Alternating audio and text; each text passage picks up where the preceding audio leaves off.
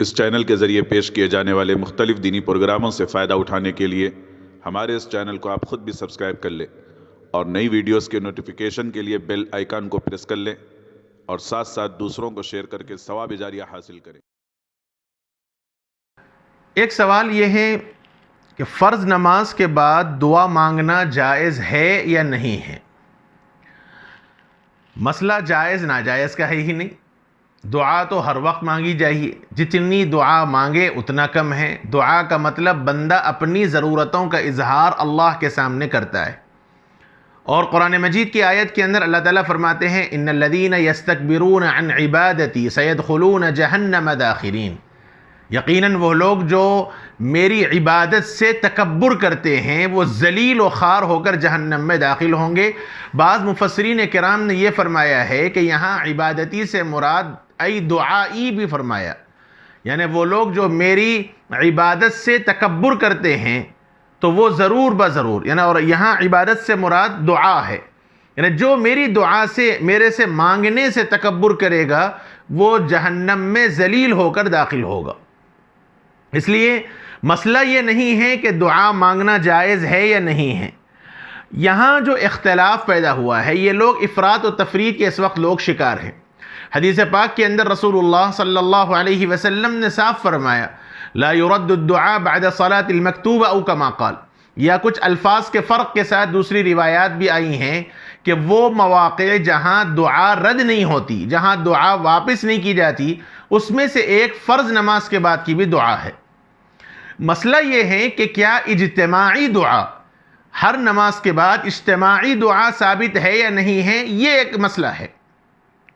یہ تو طے شدہ ہے کہ ہر نماز کے بعد اجتماعی دعا اہتمام کے ساتھ یہ نبی اکرم صلی اللہ علیہ وسلم سے ثابت نہیں ہے اجتماعی دعا، ورنہ ہر نماز کے بعد دعا تو ثابت ہے، خود اللہم انت السلام ومنک السلام تبارکت ربنا وتعالیت یا ذا الجلال والاکرام روایات میں ثابت ہے کہ حضور ہر نماز کے بعد پڑھا کرتے تھے۔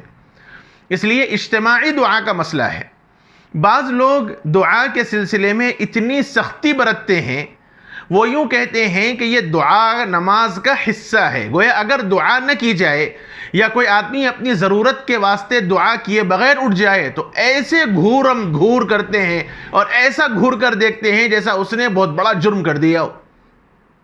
اور بعض لوگوں کا مزاج ایسا ہے کہ دعا سے اتنی سخت نفرت ہے، یعنی یہ سمجھتے ہیں کہ نماز کے بعد گویا دعا کر دینا بہت بڑا جرم ہو گیا۔ اجتماعی دعا سے انکار ہے، لیکن عمل سے ایسا محسوس ہوتا ہے کہ انفرادی دعا بھی نہیں کرتے ہیں۔ بہت سے لوگوں کو دیکھا گیا اور آپ بھی دیکھیں گے کہ سلام پھیرتے ہی کچھ لوگ اجتماعی دعا میں لگتے ہیں تو یہ دعا کریں گے ہی نہیں۔ ٹھیک ہے، انفرادی دعا آپ کر لیں، انفرادی دعا سے کس نے روکا ہے، لیکن انفرادی دعا بھی نہیں کرتے اور بہت سختی کے ساتھ ایسا اٹھتے ہیں جیسے کوئی شریعت کے خلاف کوئی انجان میں کوئی حرام کام ہو گیا۔ یہ افراط و تفریط دونوں بھی غلط ہے۔ اجتماعی دعا اس اہتمام کے ساتھ کہ گویا یہ ضروری ہے، نماز کا حصہ ہے، یہ بھی غلط ہے۔ اگر کوئی نہیں کرتا ہے تو جیسے گھور کر جو لوگ دیکھتے ہیں یہ بھی غلط ہے۔ اور اتنی نفرت کرنا کہ گویا اجتماعی دعا نماز کے بعد اگر کسی نے کر دی تو گویا اس نے بہت بڑا جرم کر دیا، بدعت کا کام کر دیا، یہ بھی غلط ہے۔ اس لیے ہمارے علماء کرام نے یوں فرمایا ہے کہ کبھی کبھی اجتماعی دعا چھوڑ دینی بھی چاہیے، کبھی کر لی جائے، کبھی چھوڑ دی جائے۔ جو کرتے ہیں ان کو غلط نہ کہا جائے، جو نہ کرتے ہیں ان کو غلط نہ کہا جائے۔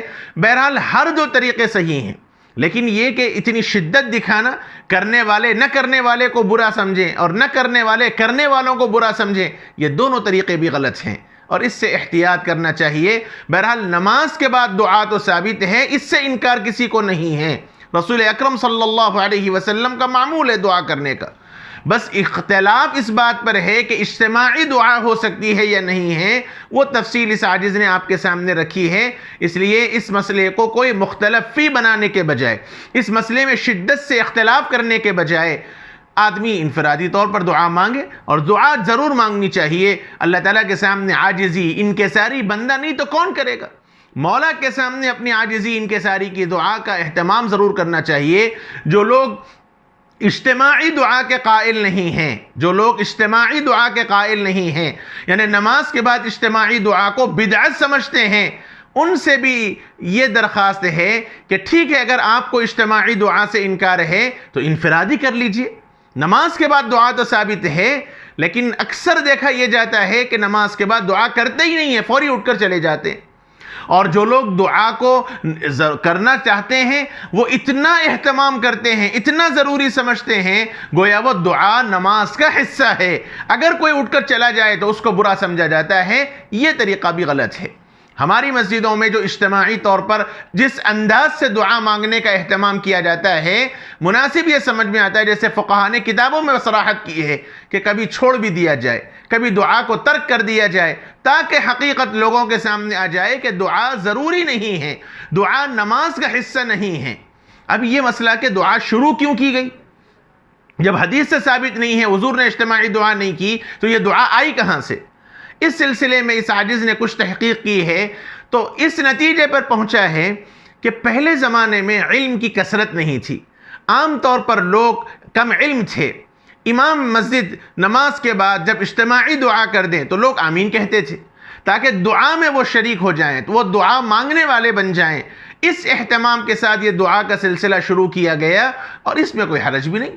اس لیے انصاف اور عقل کی بات یہی ہے کہ اس سلسلے کو اتنا متشدد نہیں بنانا چاہیے، دعا کبھی کر بھی لی جائے، کبھی چھوڑ بھی دی جائے، اور جو دعا نہیں کرتے کم سے کم وہ انفرادی طور پر دعا ضرور کر لیں تاکہ دعا نہ کرنے کا جو وبال ہے اس وبال کے اندر ہم نہ آئیں۔